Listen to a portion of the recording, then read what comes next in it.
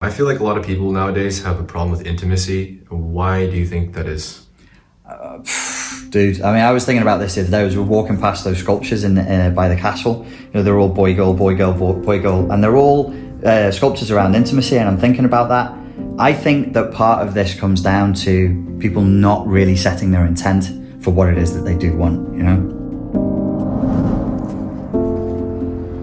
There's an intimacy that's being portrayed here that is both pushing and pulling, that is both yin and yang, that is both receiving and transmitting of something. This is a level of balanced intimacy that I think nowadays we're struggling to reach to. It's an intrinsic part of sexuality. You're never just giving and you're never just receiving. You're supposed to be in balance between yin and yang. That's what true intimacy is. The idea that our sexuality is some spontaneously occurring natural force that just pours out, I think, is a ridiculous one. We're clearly not living in such naive times.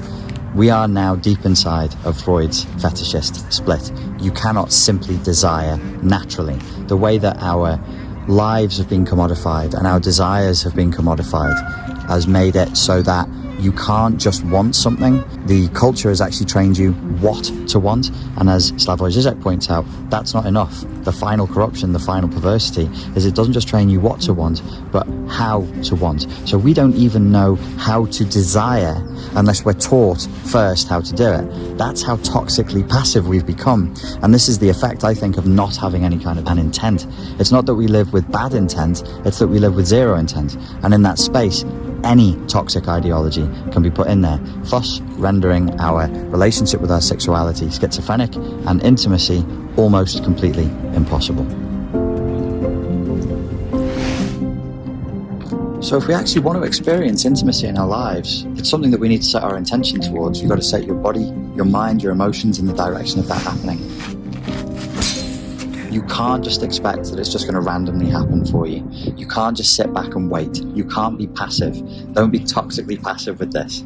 You're going to have ideas around love and intimacy running inside of your head through your stream of consciousness that are not great, that are probably not quite in alignment with what it is that you really want. But if you sit back and observe your thoughts, you'll think, wow, I actually have a lot of negative, conflicting, confrontation-based, aggression-based, competition-based ideas and videos running inside of my head right now around love, around intimacy. No wonder I'm generating all of this conflict and all of this incongruence. That's what I'm focused on. When you're focused on that and your intent is pointing towards that, even though you didn't deliberately do it, it just ended up that way, the emotions that you're generating around the subject are going to be negative. They're going to be fear, they're going to be anxiety, they're going to be anger, they're going to be control based. And that's what you're actually going to find yourself creating. So you need to set the intent for what it is that you do want. Safety, fairness, intimacy, joy, happiness, companionship, whatever it is, that's what you must set your intent to. When you do something as simple as setting your intent, it kind of transcends and works around all of the complicated psychology because it aligns your emotions straight away. It aligns your thoughts, the cognitive processes, the stream of consciousness.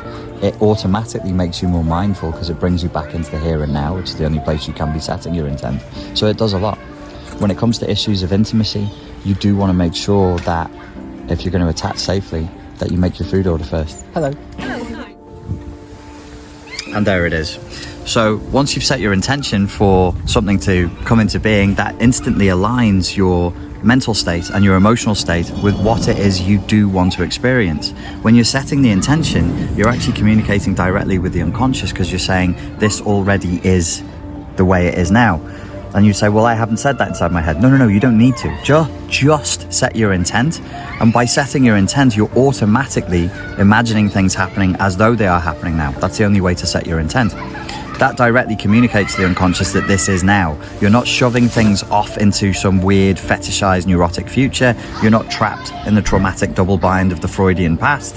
You're just saying, this is what I want to experience. And it becomes part of this subjective circle that is spherical, not linear, that brings it into the here and now. It's a much more effective way of getting things done. When it's time to start looking at setting your intent inside of relationships in the aspect of intimacy, this could be a sexual relationship, or it could be something between you and a friend or a business colleague or a family member.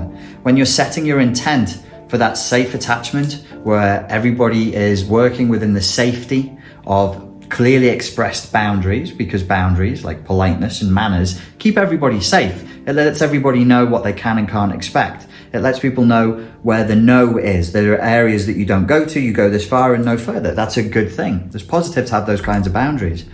It's impossible to set those kinds of boundaries, though, unless you have set your intent for what it is that you do want.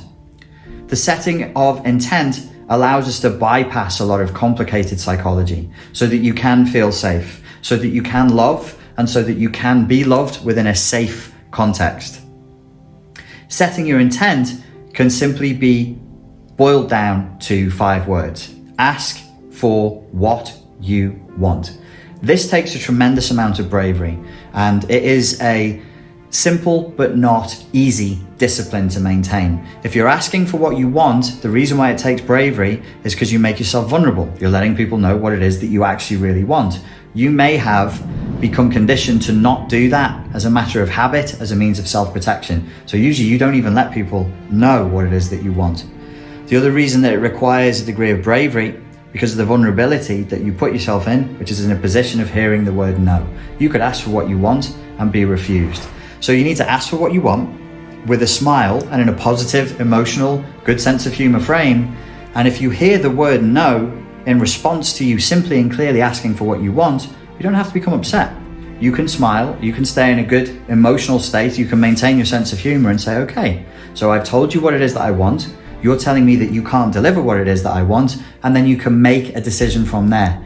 This means, again, that when we just jump directly to setting the intent and then working towards the fulfillment of that intent, it makes us move forward in terms of our emotional maturity, because this is not something that two people coming from an emotionally immature frame can do. They manipulate, they cajole, they infer what it is that they want. Only two adults can ask for what they want. So this is a much healthier frame from which to do intimacy and safe attachment. That safe attachment, those safe boundaries that allow you to receive love and to transmit love in a way that is safe and boundaried and healthy.